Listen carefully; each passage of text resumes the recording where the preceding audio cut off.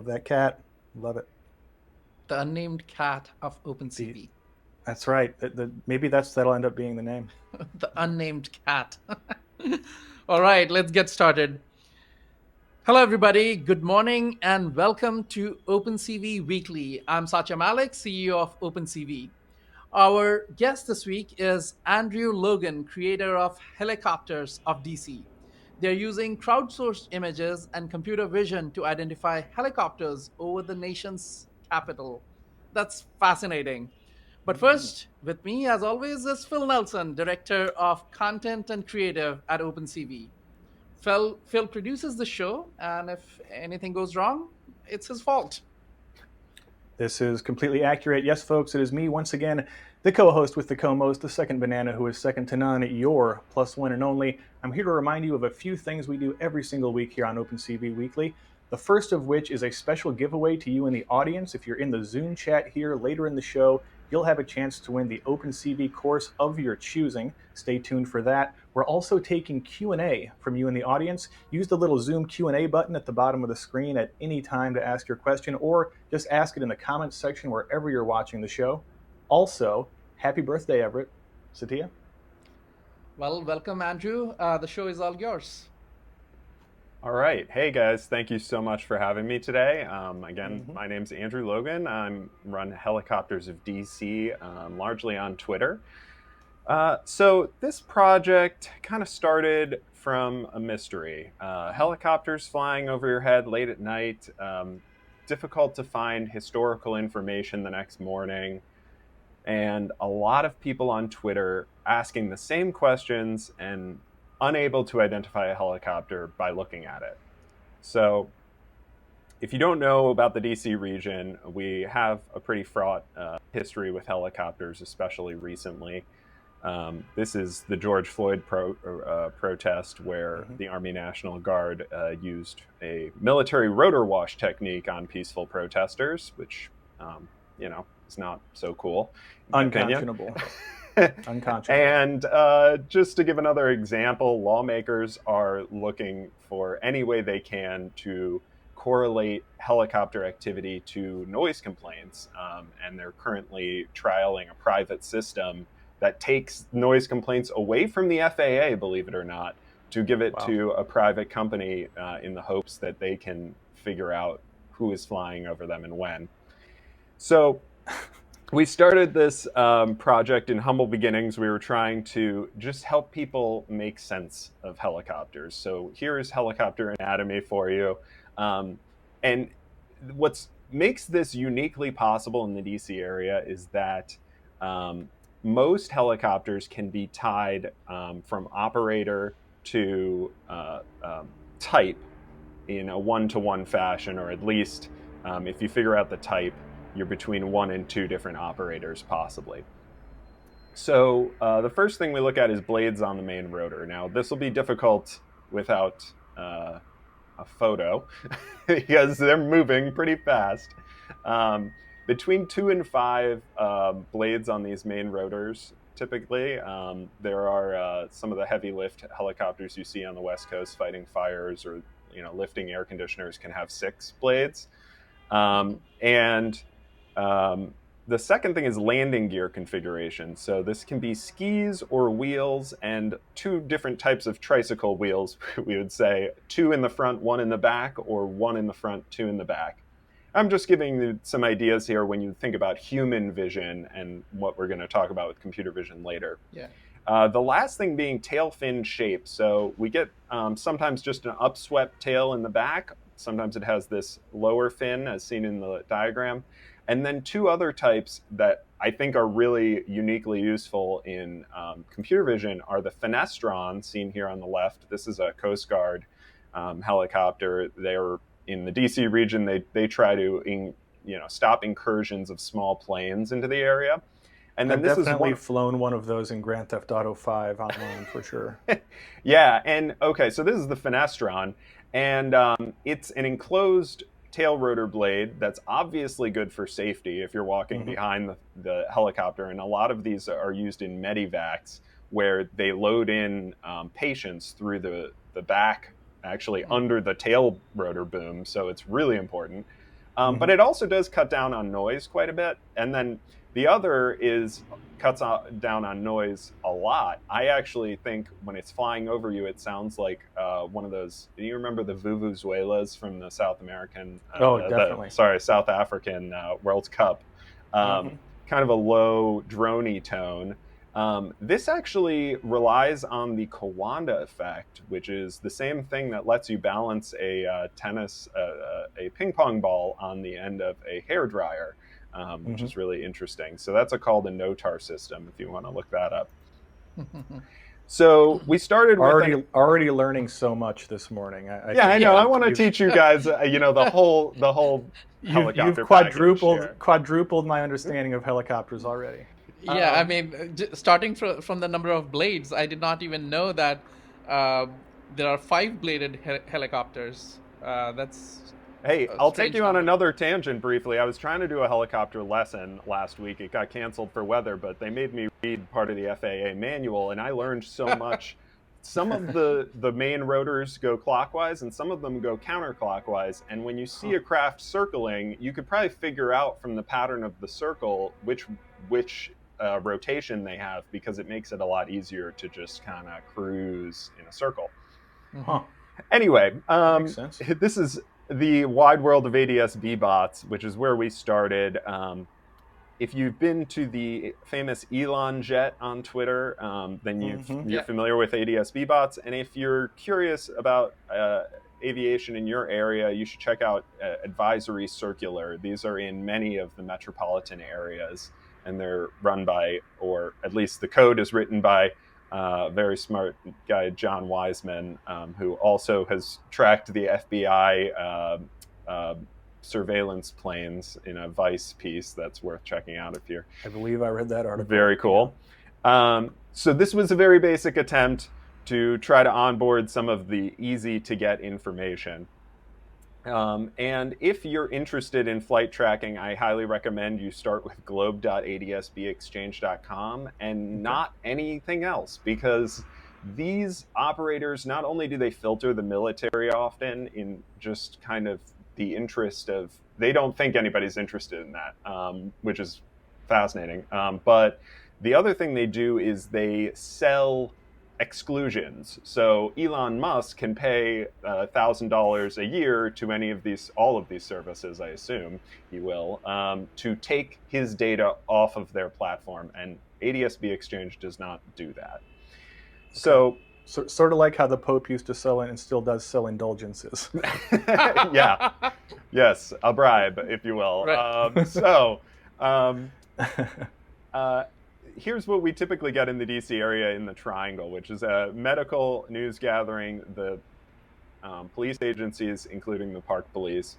And then this was for, I was talking about military ghost helicopters. So these are ghost helicopters. Sometimes they turn on their transponder. We don't know why. It doesn't seem to be the times when you would expect them to. One of the examples I cite is that they do flyovers at Arlington Cemetery. Actually, they're going to do one in about an hour. If you want to look at globe.adsbexchange.com, you probably won't see it because they have an exclusion under the Code of Federal Regulations for sensitive government flights of national law enforcement and intelligence, but they don't seem to apply it in a consistent way, and to say the least. So what we did, also picking the low-hanging fruit, we looked at the president's daily schedule, and you could scrape this, but they actually just let you download a CSV. So we did that, and we, parse for terms like Joint Base Andrews, where the helicopters fly to, and then we convert these into cron jobs, if you're familiar with Linux, that let you fire tweets later in the day. So that's how we got automated presidential arrivals and departures. Wow. Yeah, let's just warn us for the audience. Yeah, just warn us when you are going into the illegal stuff so that we can take it out of the recorded version. I swear there's computer vision here too, by the way. But and I cut the slides about the First Amendment, but everything we do is protected under the First Amendment in my understanding, and all right. I've got to call my lawyer after this. I agree. But It seems like it must be. It should be above yes. board. Yeah. Mm-hmm. There was also, and I'll say because you asked, there's a presentation by the National Geospatial Programs Office where they talk about how they redact data from public data sets. And they say if something is readily observable or public information, it's really unlikely to reduce vulnerabilities to withhold that from the public. So, that certainly everything we do is in that category. Yeah. Mm-hmm. Another thing that we do is we capture helicopter radio from DCA Tower. Again, public. This is the FCC interception and divulgence rules. And we use an excellent open source app, RTL SDR Airband. RTL SDRs are software-defined radios that run on USB. You can use them on a Raspberry Pi. Not only do they let you get that transponder information, which is public, but they could also let you get AM band radio, such as aircraft towers in this case. So could you talk a little bit about the difference between software-defined radios and like the classic old-time radios? Well, the main thing is that many of these have very expanded range in that you can tune anything from a few megahertz to up into the gigahertz range of Wi-Fi or 9. I think it's 9 gigahertz is I have the spectrum allocation over here in front of me. Oh yeah, you can tune satellites, which are definitely I'm looking at 27 gigahertz right now. Somebody was pulling down telemetry from SpaceX satellites with an RTL SDR and a dish, obviously. So the dynamics of what you can do, and you can also tune into NOAA weather satellites, for example. Google RTL SDR. If you're a hacker, you will find a wealth of projects for the rest of the year and on here. But anyway, we use this to separate it into individual radio calls. And we upload those to an FTP server and tweet them from a sub account. It's called UFOs of DC, a little tongue-in-cheek here, but it's UFOs because they're unidentified when they come to us, but you get to identify them. And in this case, someone did, tagging the main account, the call sign of the craft, waypoints, routes, and zones that they mentioned. And then the main account generates a map of the described features, gives you information about the operator based on that call sign, and attaches the original radio call to that. So it creates a video that can become a primary source. So you're giving citizen journalists a great tool to generate a story from a really difficult to understand data set. And when you listen to these radio calls, it takes a keen ear. We're trying to get more people to do it. Certainly, if you're interested in radio, go to UFOs of DC. You'll find plenty to work on there, and we're happy to have you. But the part that's going to lead us to computer vision is Copter Spotter. So this is a platform for DC residents to self-report helicopters over their location. Mm-hmm. And they do this with a couple key pieces of data. The time, date, and geolocation that Twitter gives us, and either a photo, a video, or the type of helicopter if they know it. So here's a typical copter spot. Very nice, actually, video in this case, a still frame of it. And he did note the type in this as well. So our bot would pick this up and retweet it, giving you a map of where it was seen, a custom icon based on that operator, and probable operators. In this case, so I had said that you can usually tie the type of helicopter to the operator in a pretty good one-to-one way in the DC area.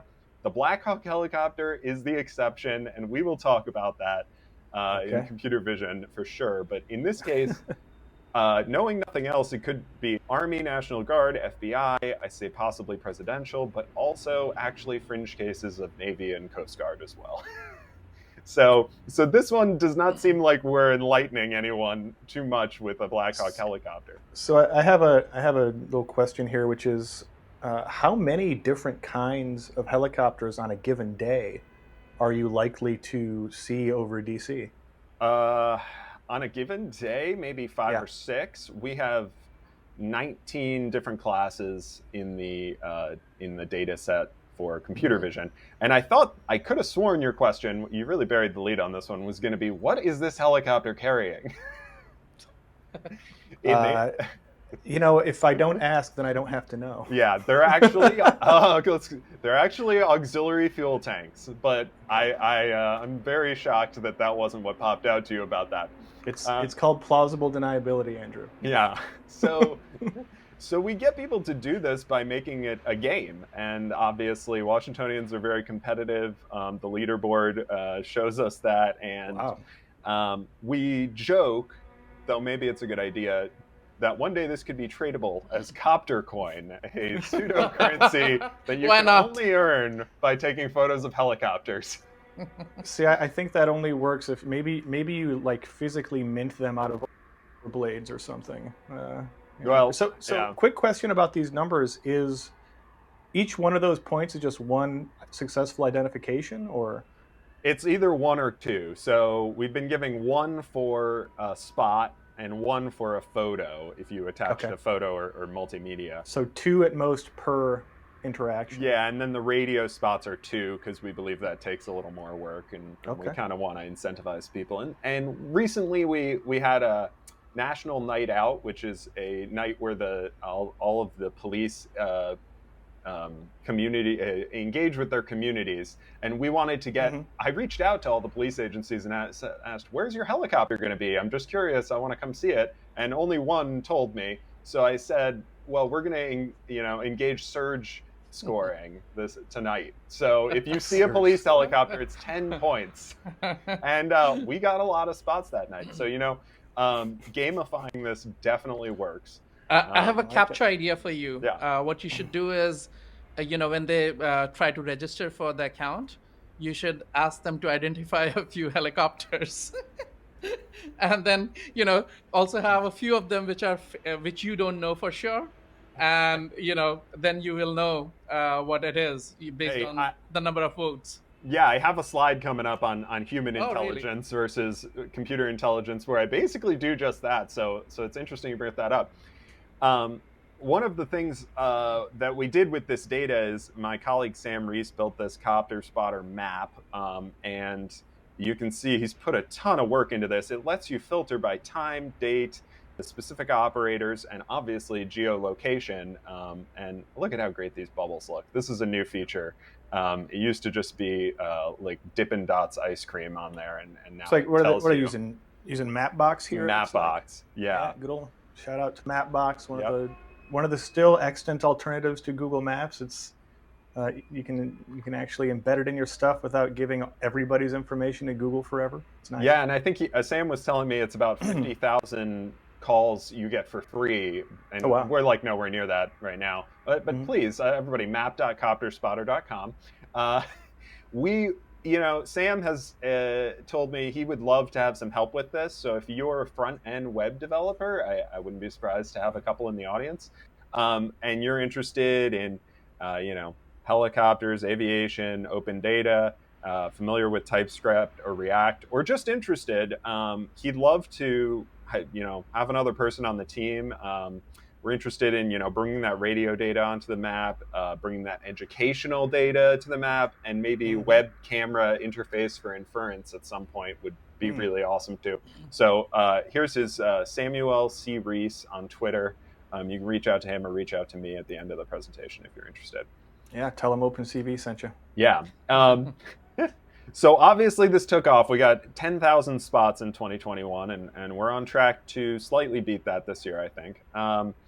At the top here, you could see what would normally be available with ADS-B data, but this is all our data, but these are the operators you would get on ADS-B. The gray in the middle is the unknowns after we looked at all the photos and tried to correlate the photos to types.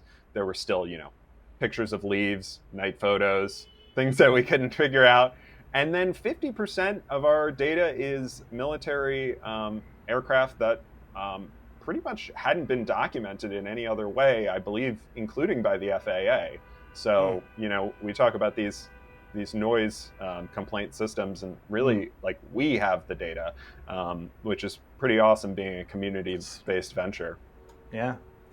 Quick, if there is a noise complaint, is it that um, they shouldn't have been flying and they are violating the law by flying over? Even the government agencies are violating the law? No, No. that's definitely not why. What they would like to look at doing, I believe, is adjusting paths, The routes routes. around the city to avoid basically people who complain a lot. But Because it's noisy in the system, they have to, somebody has to answer the phone or review those messages and stuff. Yeah. well, it's actually done through a web form now. You have a couple options, but a web form or a hotline.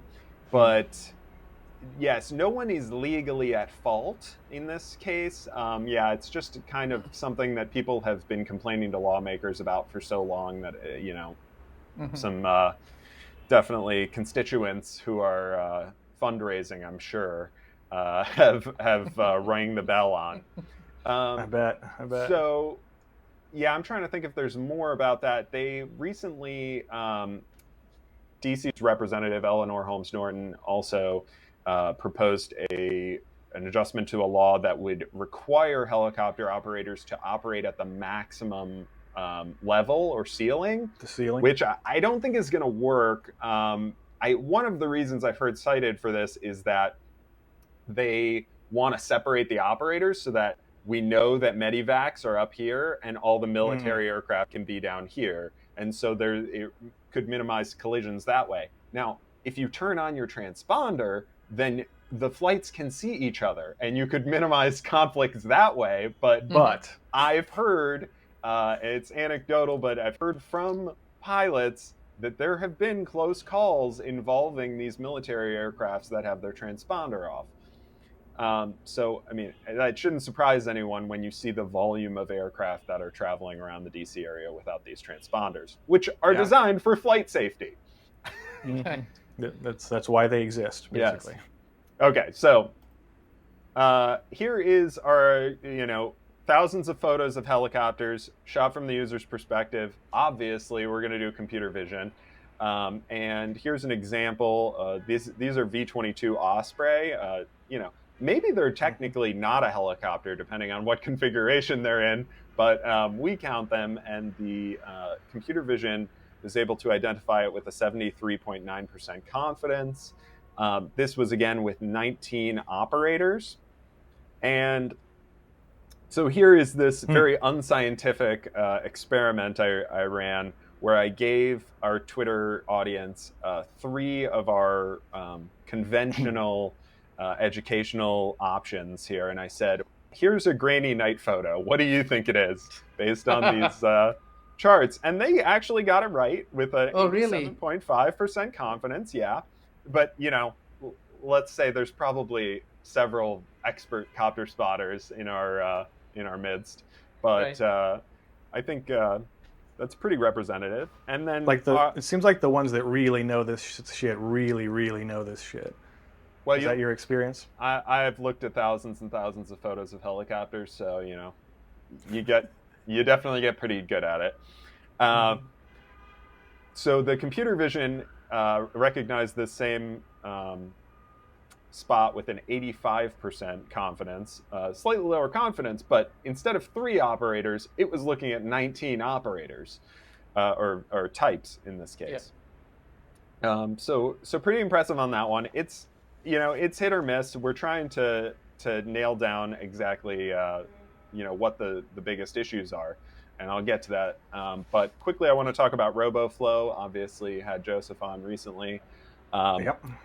Say their web-based annotation tool. Filthy Iowan. I know.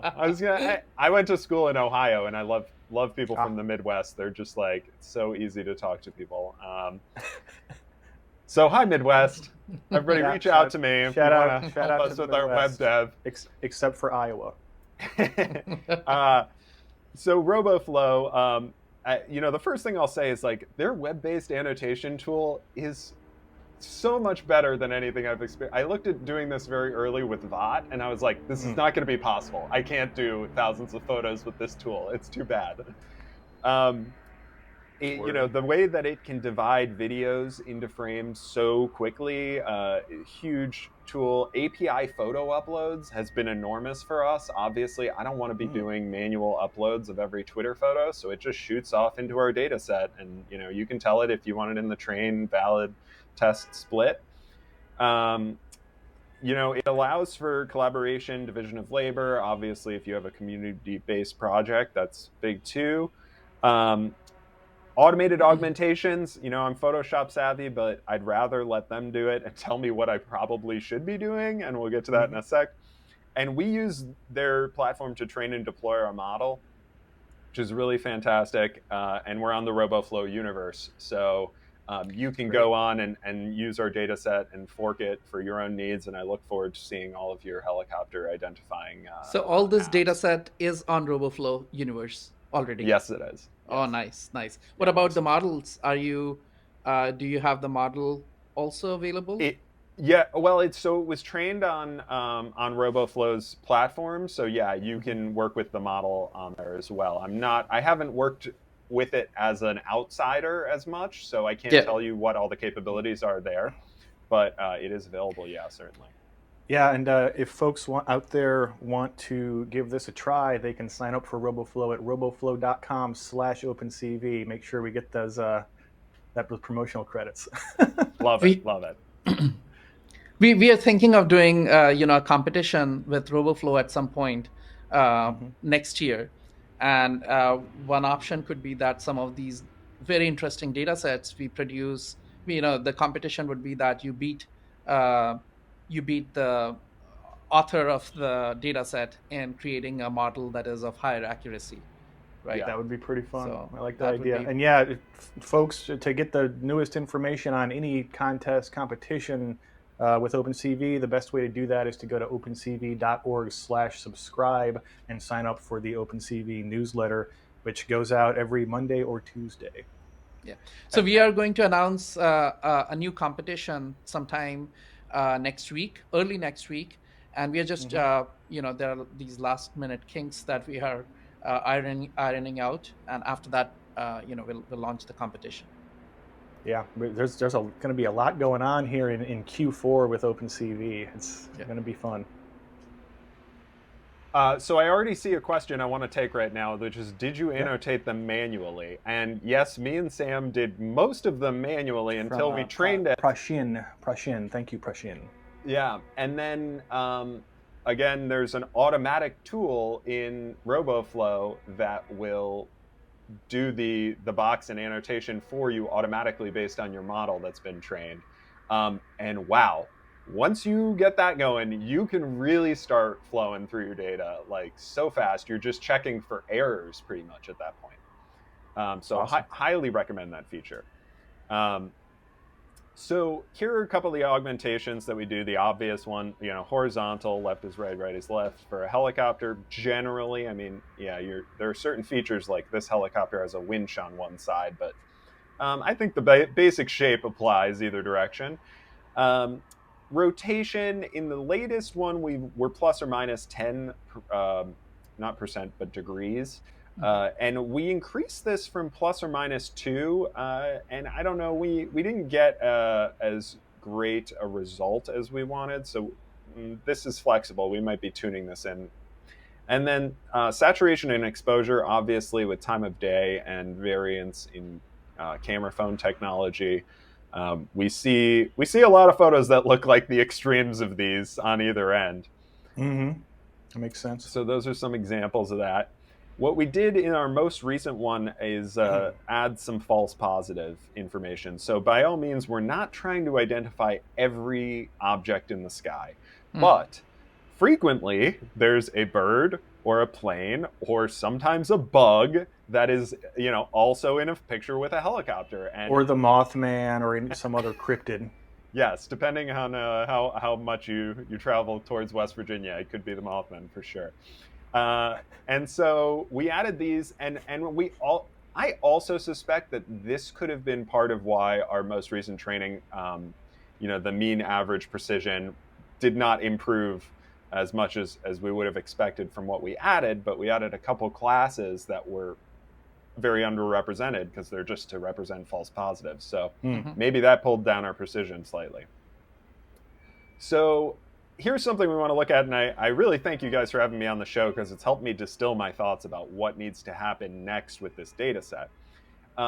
We talked about the H60 and the varying H60s. What we started with here was the H60 class of Blackhawk, the H60 with those auxiliary fuel tanks, because it's often, I mean, it doesn't tell us much about the operator. I mean, actually, I think it is Army or National Guard, so it narrows it.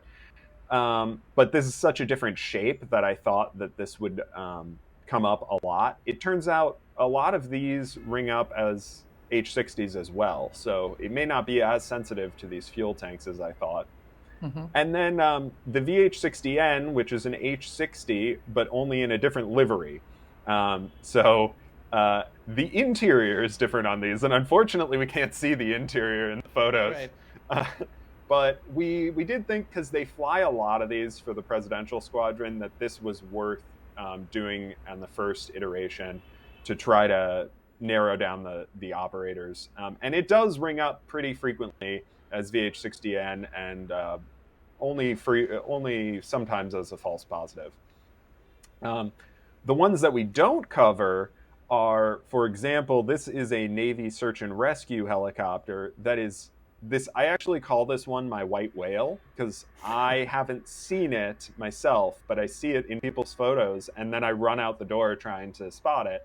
But I think it looks so cool to see a white one. You're just like, what is that? So you are Ahab in this. Yes, yeah, always in search. So this is also an H60, and I think that this is kind of monkeying with the livery options in the model a little bit. And then this is an Army, also a VH60N, I believe. But we had been tagging these as an H60, so this actually should get moved to this, except for it doesn't clarify the operator for you, because right now the VH60N, we can say 100% probability that's Presidential Squadron. If we add this, we are, this is the Army 12th Aviation Battalion. So what we're looking at probably doing is merging all of these into H60 or H60 and AUX fuel tanks, and then running a second pass with a different data set that's just H60s of different liveries, and trying to narrow it down that way. So you should look at the literature for fine-grained classification. So with a lot of bird species and things like that, they are very close to one another. And so you have to look at the detail is more important than the gross. So you should look at some of those where, they have fine-grained classification. That's the Google term to use.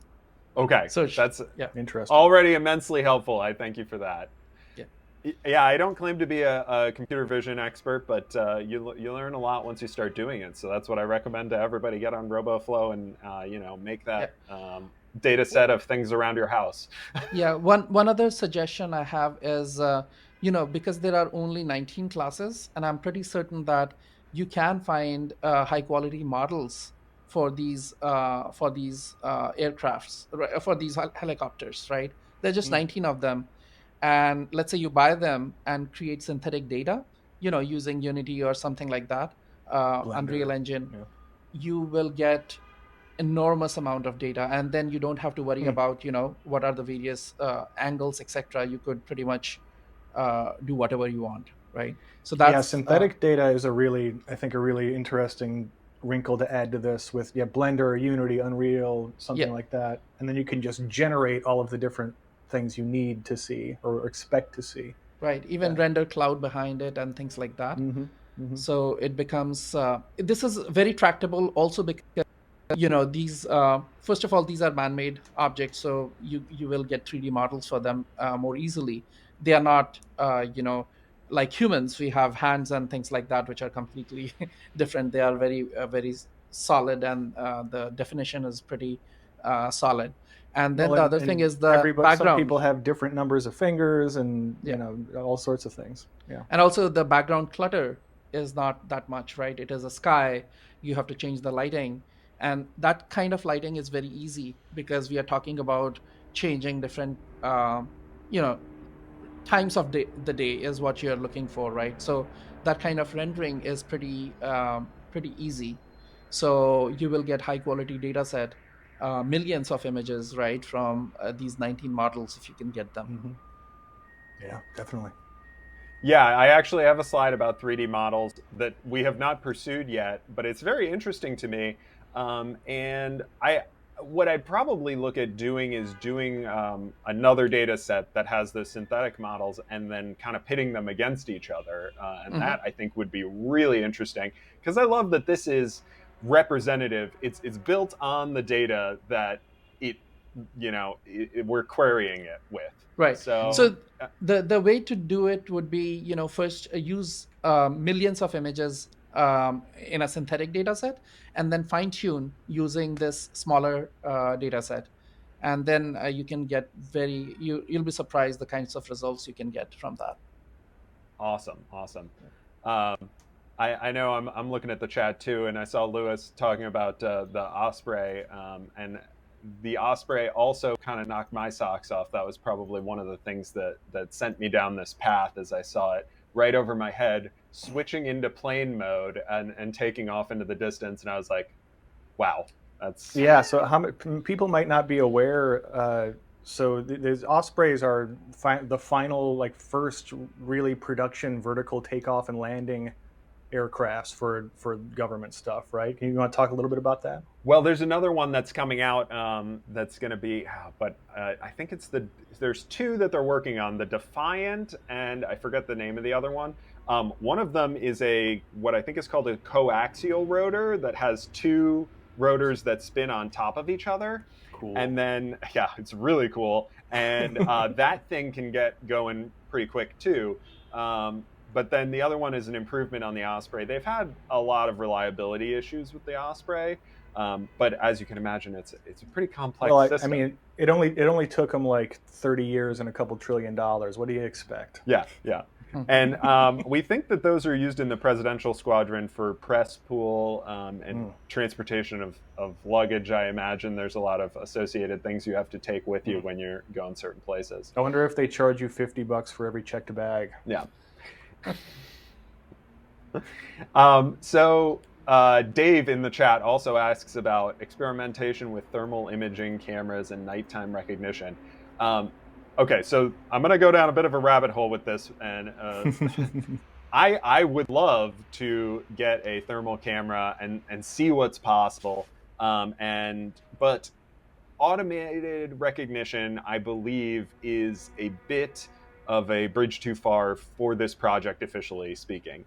We have one person who submits to Twitter to our data set from an automatic camera, and he's actually near me, so it's another reason why I wouldn't pursue it personally. But I think once we're serving the DC audience with their questions and answering their questions, and once you get into automation, you are really tracking, you're really surveilling the military, and you're doing so in a way that is not in the service of the public interest. What we're doing right now, everything can be tied to a specific request of a resident who is curious about that object in the sky.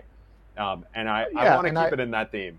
And it's, as American citizens, we have a right to know what is overhead. I just think that's fundamental. That's not controversial to me whatsoever. But you may not have a right to train something to capture everything that's overhead and catalog it. I would have to look at the laws, and it's probably kind of an evolving legal theory at this point.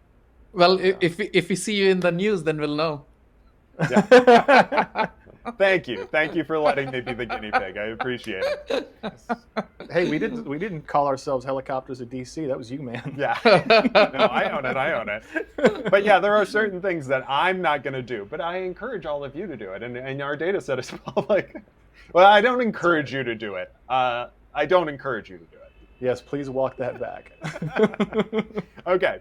So we have some other fringe cases. This is the same operator, the Air Force 1st Helicopter Squadron, known as the most annoying helicopter in DC.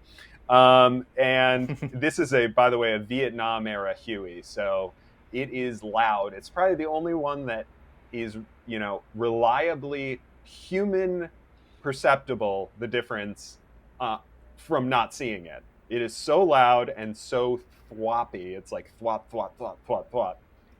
So you can imagine having. So you don't have to look Vietnam up to know which one it is. Is that That's what you're correct. saying? And actually, you can submit it to our data set by sound and just tag it as a UH1N. So, I mean, whether or not that opens up false positives, we can't check the data that doesn't have photos. But I trust, at least with these, that it's pretty reliable. So you're just sitting at home and you hear this thwop, thwop, thwop, and you're like, that boy coming. Yep. Submit to Helicopters DC. We'll take your data. But I do say that's another thing to say, like, that we serve the public interest. What I like to tell people is, if a helicopter flies over the woods and no one's around to hear it, this is the Confucian way of approaching it. It didn't happen. It's not part of our data set. If it didn't, wasn't captured by a human. Yeah. So, at least, so these are two different liveries of this. We believe the gray one is actually the commander.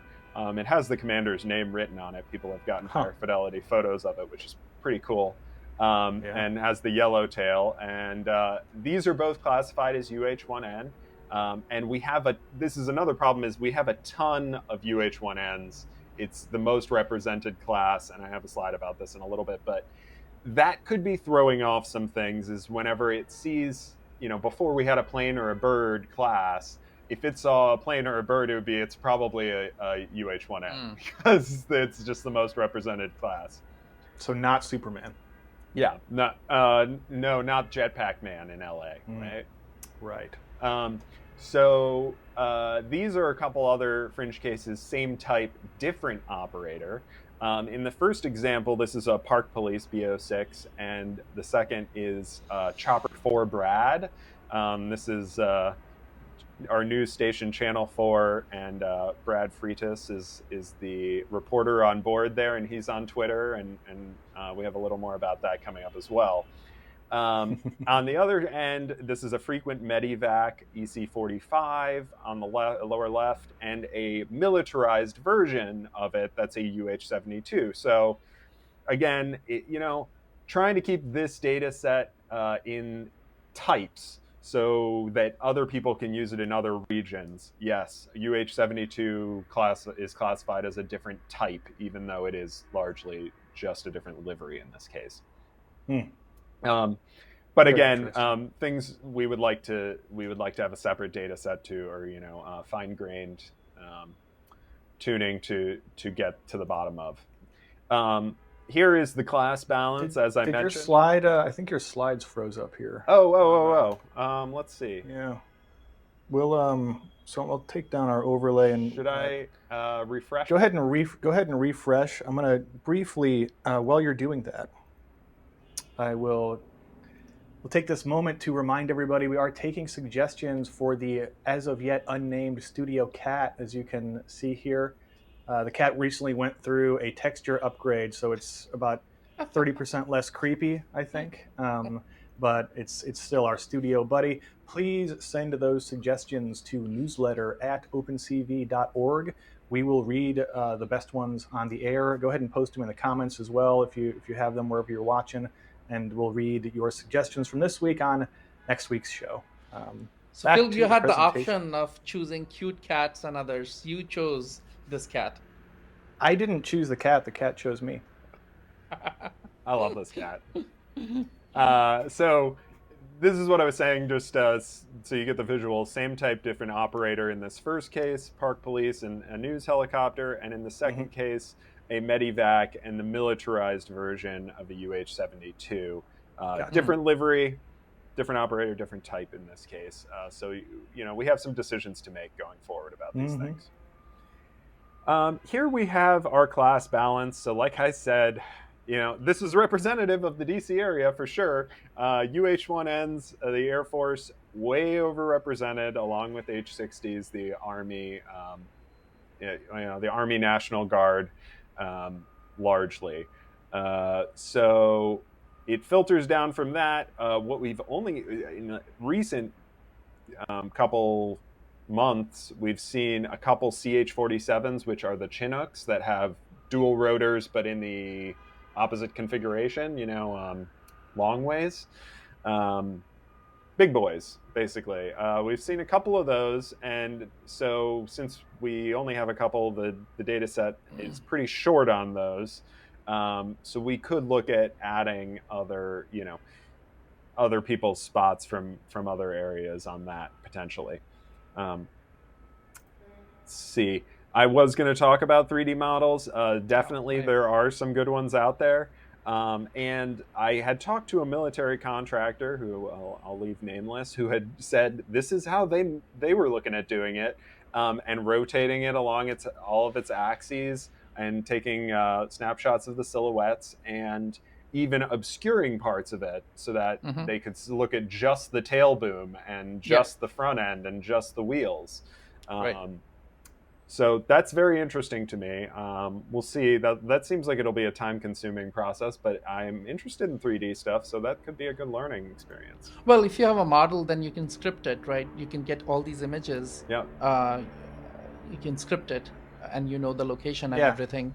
Yeah. You can just say, rotate it 15 degrees, turn the exposure down to 1%, et cetera, et cetera. Set the background sky color to be, orange instead of blue. Yeah, and I'm an automation guy, so it seems like that might be possible. So this is the next thing that I am looking at, though, which is really fascinating to me, at least. Maybe you tell me if you think this is interesting. Like I said, Chopper 4 Brad flies around, and people tag him and wave at him and say, "Hey, Brad."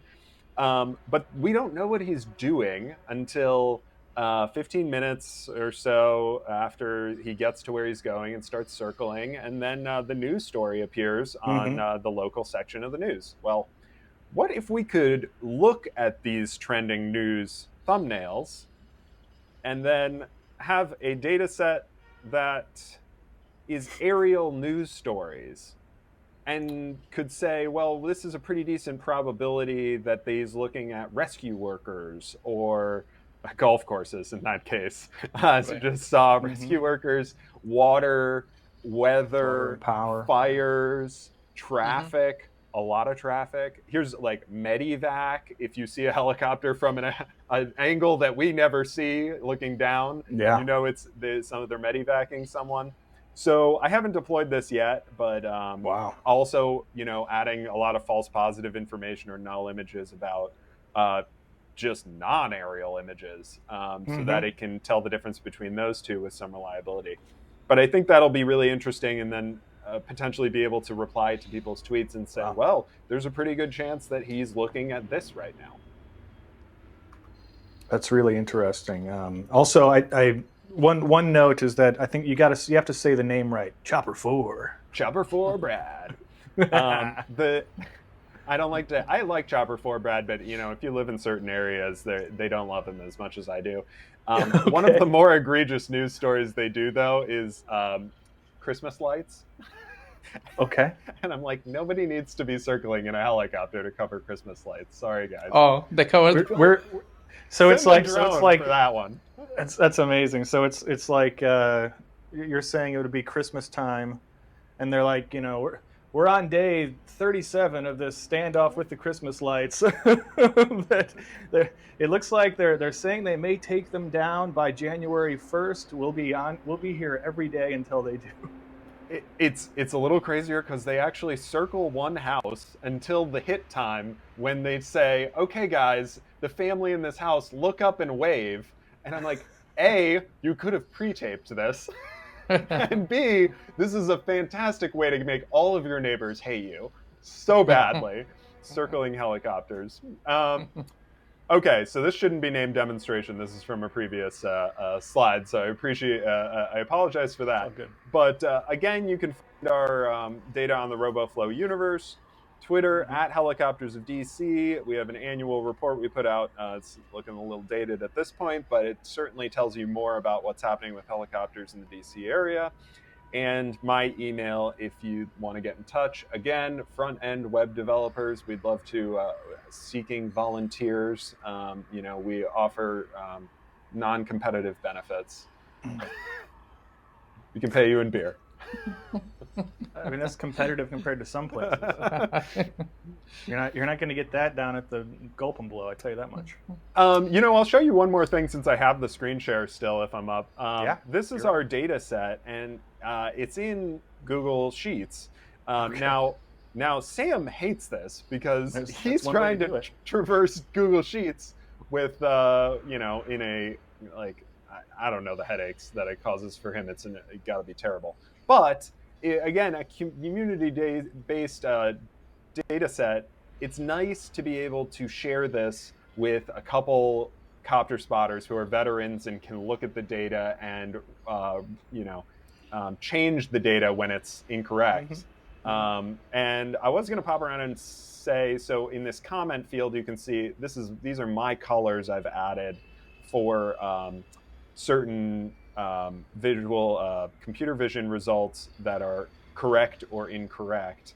So let me see if I can find one that's there's a problem we've been seeing now and then. Yeah, so this is an A139 identified as 55%. And this is a presidential VH92, which is the new presidential craft.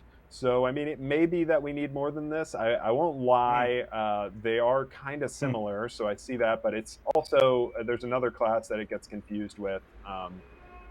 So it may just be a case of adding a lot more angles to that. So yeah, that's what that synthetic data is for, baby. Yeah. I think maybe just supplementing from certain angles, because we know there's certain areas where you can't see what the tail boom looks like, for instance, and to know the exact dimensions from the bottom would be helpful. Yeah, that makes sense. Yeah, definitely. Yeah, wow. So heck of a presentation.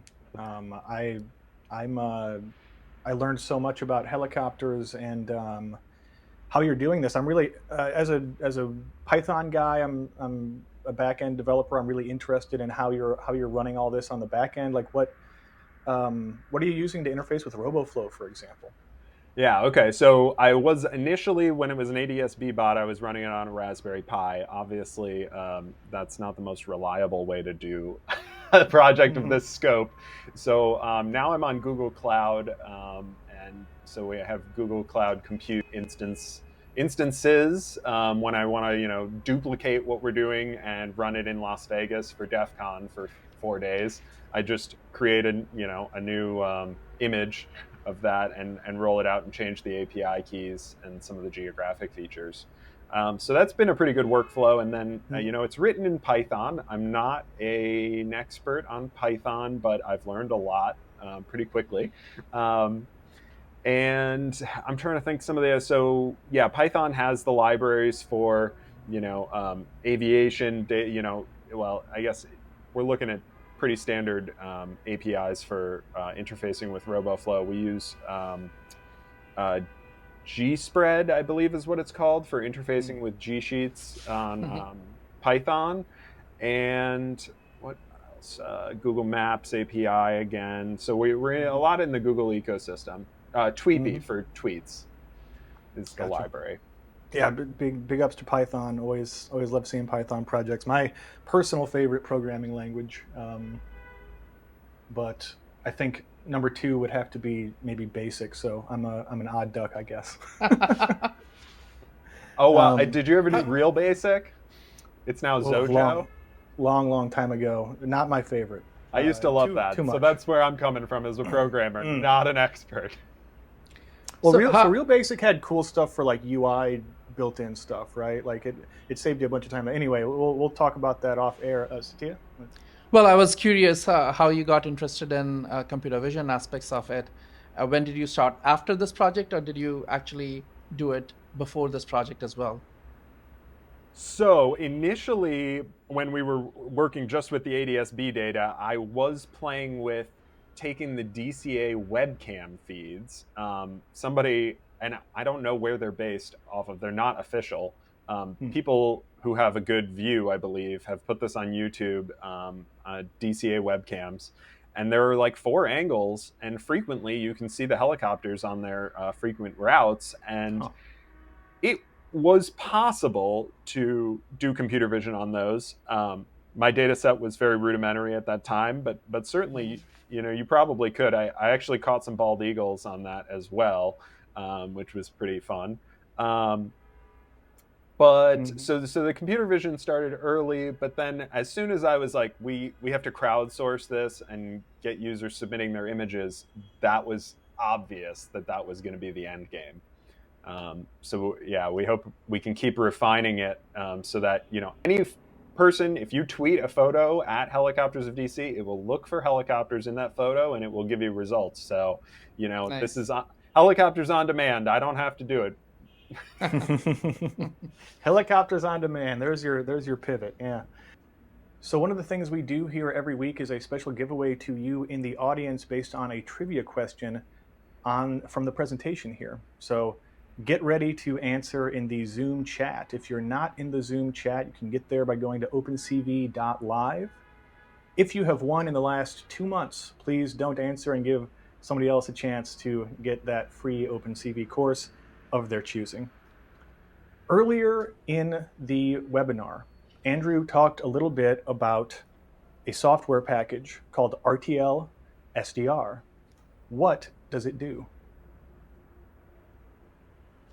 Oh, wow, that was a quick one. Krunal, it's a software-defined radio. That is indeed correct. Congratulations. Please send one email to phil@opencv.org with the course you would like, and we'll make sure the courses team gets you your free course. Congratulations again. We have quite a few questions here. I know I've got several. First of all, how was DEF CON? Oh man, I told them it's like I found my family at DEF CON. So I'll be back. Yeah, that's both terrifying and heartening. Yeah, maybe not all of them. Well, yeah, I have a lot of weird cousins, but I love them too. I love them. You and me both. So I mean, how tell the folks out there a little bit. And you gave a talk at DEF CON. What was that like? Yeah. So I had submitted this. I keep saying it was on a lark, but it was on a hope and a dream that maybe they would take me. And I actually got the results first from Sky Talks, which is a small group at DEF CON that does non-recorded specifically, which that could have been a very different talk that I could have given at Sky Talks. And I got that email first, and I started dancing in my room and freaking out. And then I got the main stage results, and they said, we're gonna pay for not for your travel, but for your hotel room and your tickets, and give you a ticket for your friend. And at that point, I was really it's like I couldn't believe what was happening. In a state of disbelief for sure. And it has lasted throughout the whole process. But the whole thing went so smoothly, it's almost shocking. And what I love to tell people is I wrote all of these hacker jokes. I can't wait until you guys get to hear them on YouTube, by the way. But in front of every test audience, they flopped hugely. And I was really worried that no one even understood what the heck I was talking about. And then they got like massive raucous laughter and applause at DEF CON. So I think I nailed the comedy aspect. Yeah, no, I mean the audience really matters. You got to be able to read the room, as they say. Right. Yeah. Satya, any other questions here for our guest? No, not really. I mean, I'm always fascinated how computer vision has become mainstream in the last, I would say, 5 years, where people who are enthusiasts, right, they don't necessarily they haven't spent a lot of time, like not years, on this subject, and still getting very good results, using existing tools and learning as they go, right? So this is a fascinating example of how far computer vision has progressed, and the benefits that we are reaping from all this automation, tools like Roboflow, etc. So I'm really impressed. Yeah, Thank you. likewise. And this, this sort of citizen journalism work is also really close to my heart as well. So I'm really glad we could get you on the show here, Andrew. Um, yeah, Satya, we get. I guess I mean we're hitting up on time. Do you want to take us home? Yes. Thank you so much, Andrew, for joining us. It was a pleasure talking to you. And this project is fascinating. So thank you. hmm hmm Uh, Yeah, folks. So couple notes here at the end. There apparently is another OpenCV competition starting up. You want to give a little bit of details about that before we let them go? Yeah. So there are two tracks to this competition that we are early next week we are going to announce. And basically, there is an OpenCV core competition where you could use OpenCV tools and everything, solve any problem of your choice. And it basically doesn't have it's not a two-step competition like we used to have before.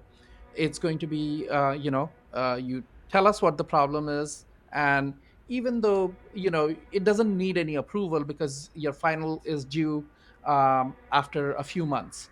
But hmm if you give us a proposal, then we will be able to give you feedback on how to improve your chances of winning. So that's one track. The second track hmm is the spatial AI competition, which includes OAK Pro.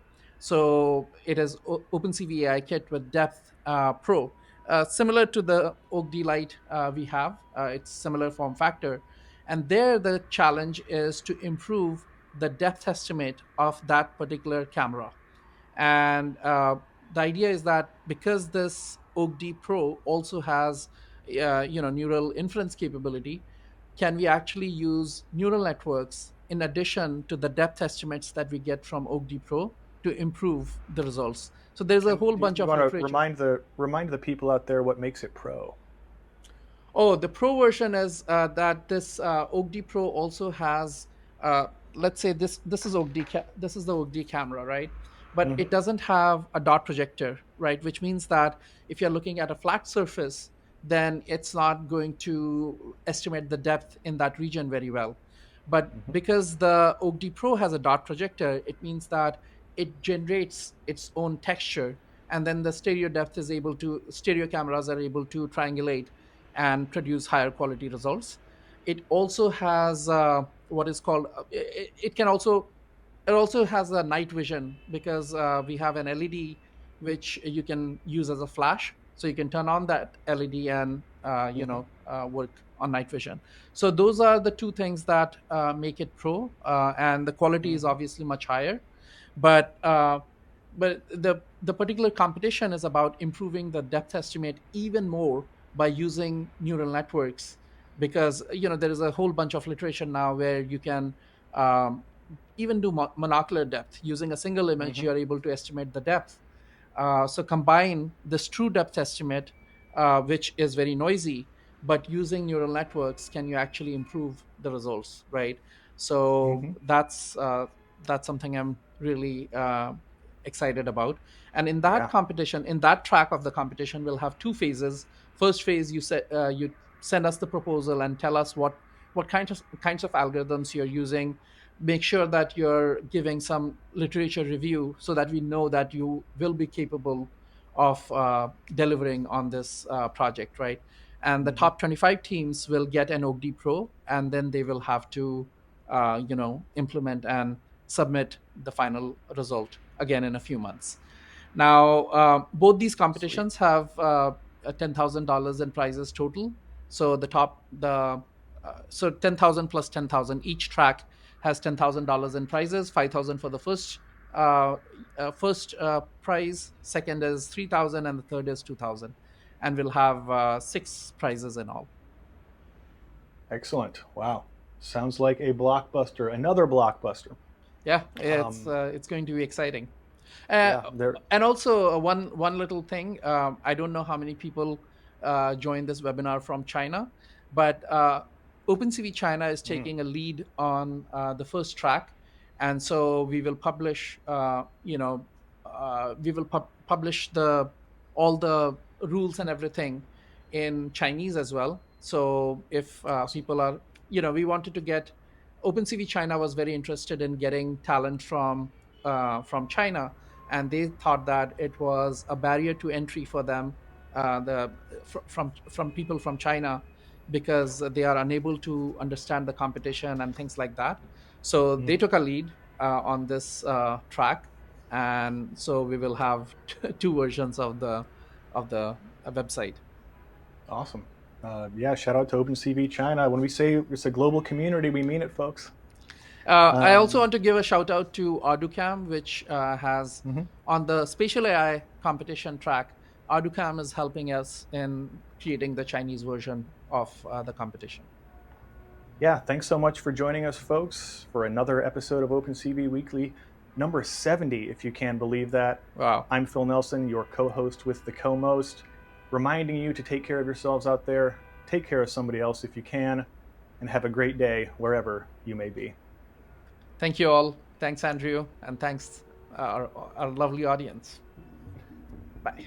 That's right. Enjoy this outro music by the Monster Association. That was a real fun episode. I definitely learned a whole lot of stuff about helicopters. This was much smoother than last week. What do you think, Satya? Yes. We were firing on all cylinders this week. Working with hosts is so much easier than giving a static presentation. I love it. Yeah. Easier for you. You don't get complaints about how you talk too much. Yeah, no, let me bounce off some people. Thanks so much for watching this episode of the webinar. Please hit that like button, subscribe, and don't forget to tap the little bell icon to be notified when new episodes drop. This week's episode was brought to you by OpenCV Courses. Learn computer vision and AI from the best at opencv.org/courses. If you'd like to be in the audience next week, subscribe to the OpenCV newsletter.